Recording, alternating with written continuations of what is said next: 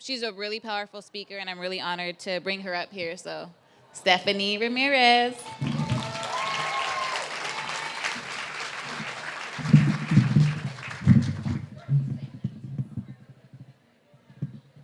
that good for you? It's like perfect. Yes, thank you very much. Perfect. Well, thank you all very much, and I truly appreciate this opportunity. Christina, thank you very much. Mo, I appreciate you letting me know about this as well. Thank you. Well, my name is Stephanie Ramirez, and as you've heard, I am a breast cancer warrior. I had never given cancer any thought. I knew older women were diagnosed, but nothing further. There was a veil of invulnerability that shrouded me. I was only 23 years old, and cancer was never a thought. I had no history of breast cancer, and I was leading a healthy life. I was preoccupied with body image, self-awareness, and planning for my first college spring break. But these thoughts were fleeting and were instantly replaced with breast cancer.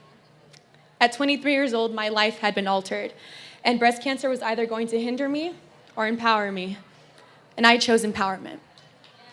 Thank you. My age was a factor that I had never considered, but I would constantly hear the words, "You are so young," and I was too young. 23 years old was not the norm. But as the Young Survival Coalition states, it is estimated that 12,000 cases of breast cancer will be in women under the age of 40, and approximately 26,400 women will be under the age of 45. Breast cancer was never discussed or associated with the younger demographic. And when one of my doctors said he was 99% sure it wasn't cancer due to my young age, that was the moment where I knew self-advocacy would be essential in my battle. I chose to question the 1%, and I am grateful that I did, because the next day, I received the news that the tumor I had found was cancerous and malignant. It was stage 2A. I was no longer just the college student, daughter, sister, and friend. I now had taken on the role of breast cancer warrior. When I was diagnosed on March 23rd, 2016, my life had been altered, as well as the lives of my loved ones. I was not only being presented the news of diagnosis, but I also had to make the decision which would affect my sense of body image and self-awareness. At 23 years old, my life had changed because I chose to undergo a double mastectomy with no reconstruction. I had placed such a high importance on the image that society constantly tries to reinforce on the masses, and I strived to fit that mold. My breasts were now replaced by 2 long scars, and the idea of who I had to become was replaced by someone I had aspired to be. Breast cancer thought it would get the best of me, but it only brought out the best in me. Thank you. Now, body image was something I had struggled with in high school and in my early 20s. But the day I made my decision was the day I began developing self-compassion. I would look to myself in the mirror and realize I was no longer the woman I had envisioned. I was different. Breast cancer not only altered my way of thinking, but who I was as a woman. The decision was solely mine to make. I was used to making decisions collectively or having others make choices for me. But I knew it would be my choice, and it would affect my life and ultimately my survival. I told my surgeon that I had to make my decision, and I chose to undergo a double mastectomy with no reconstruction. And I looked to my parents who supported my decision. And with that support, love, and hope, I was confident in my choice.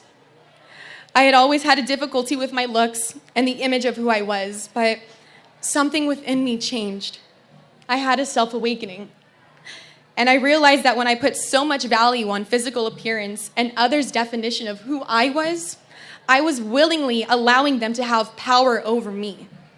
And I was struggling with this. And soon I realized how meaningless that was. Now, I knew the double mastectomy would alter my life and change the way others perceived me. And I would be lying to you right now if I told you I didn't care or if I didn't struggle with it. But this is when I realized cancer is a difficult subject, and it brings a lot of grief, but it also brings hope. And when you hear that you have cancer, your world is changed. And those around you, and even yourself, want to bring it back to how it was before. And so I realized when others would tell me to undergo reconstructive surgery, many of them wanted me to get back to the place before diagnosis, to get back to that sense of normal. But what they do not understand is that you can never go back to that norm, because cancer does change you. And in my case, it made me stronger. But believe me, I had difficult days where I had doubt. And although these negative thoughts and emotions would come to mind, they allowed me to experience mindful awareness. I would remember the strong girl who stood there, who made the life-altering decision and remained hopeful, even in the most daunting of moments. And I drew strength from that. I realized when I took part in cancer support groups that I wanted to participate and share my story, and the need to self-advocate was present. And I slowly began to take on an active role in the discussion, and this newfound confidence was now spilling into my personal life, especially into my life as a student. I was being able to take on a role at school where I can empower and educate others. I knew I wanted to provide guidance and counsel, and I realized I wanted to talk about something I had personally experienced, which was cancer did not discriminate against age.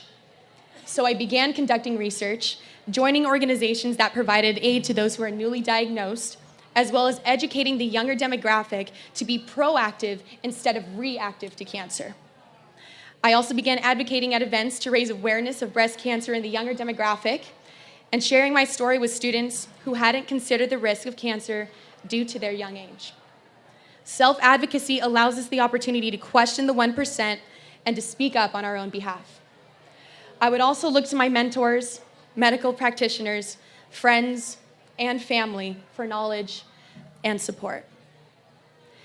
We all have stories to tell, and so we must create an open dialogue to discuss the importance of self-advocacy, self-compassion, and self-empowerment. And this not only helps us stand up as rights as patients, but rights as women.